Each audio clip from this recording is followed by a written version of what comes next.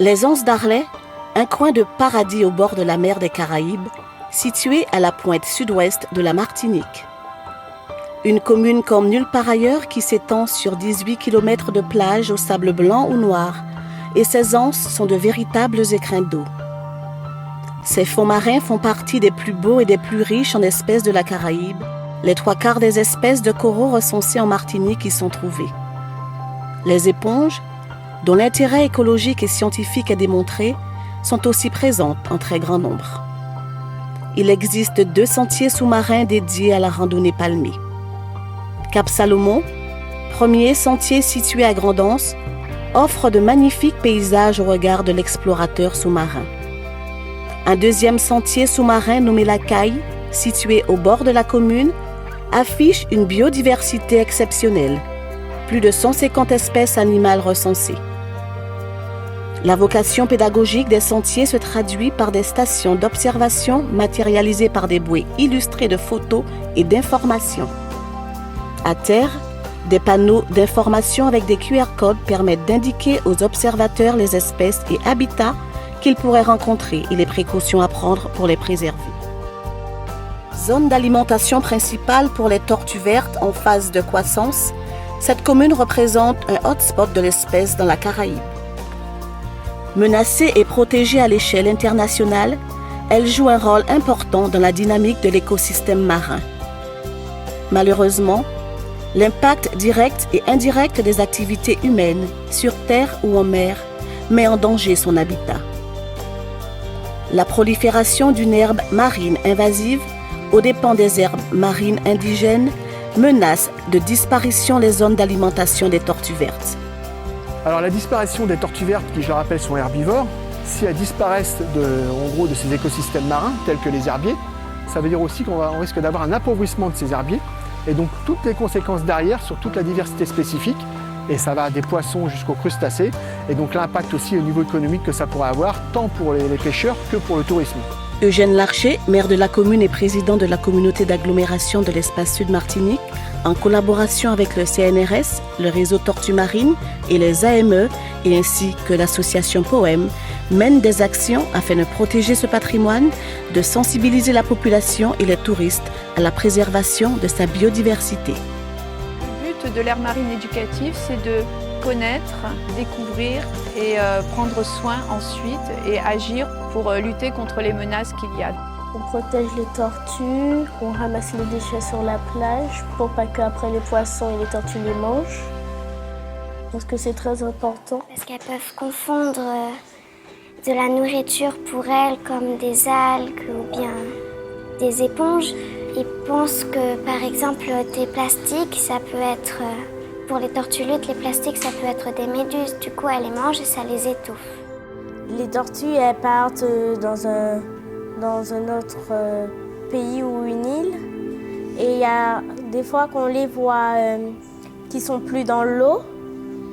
C'est que soit elles sont allées pondre ou on les a capturées parce qu'il y en a encore dans des pays où ils continuent à manger des tortues. Alors Poème, c'est protection, observation, étude du milieu marin. L'idée, c'est de montrer que chaque être humain est là et a une place à jouer pour pouvoir protéger les espèces. Et l'idée, c'est de s'adresser aux enfants, donc de faire de l'éducation à l'environnement pour les sensibiliser, pour qu'ils puissent être porteurs des messages de demain et avoir conscience de la richesse de leur patrimoine.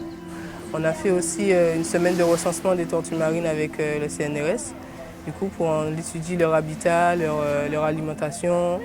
Et on s'est rendu compte qu'en fait que les tortues atteintes de fibro, en fait c'est une maladie de la tortue. On s'est rendu compte que c'est dû par rapport à la pollution.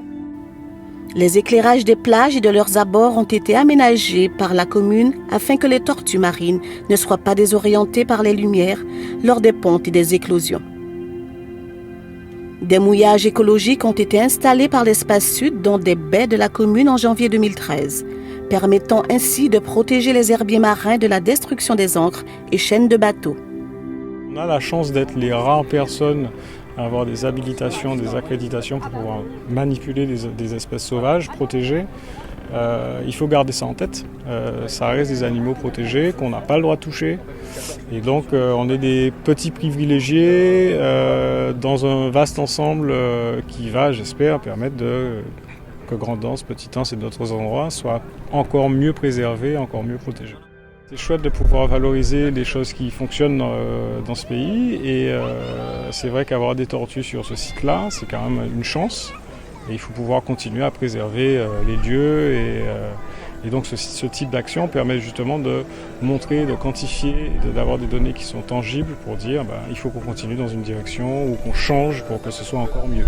Je trouve que c'est important sur un travail de longue haleine, sur des questions d'écologie et liées au milieu marin, de pouvoir contribuer à ce genre d'actions-là qui sont porteuses sur le long terme et qui sont intéressantes pour la Martinique et les Martiniquais.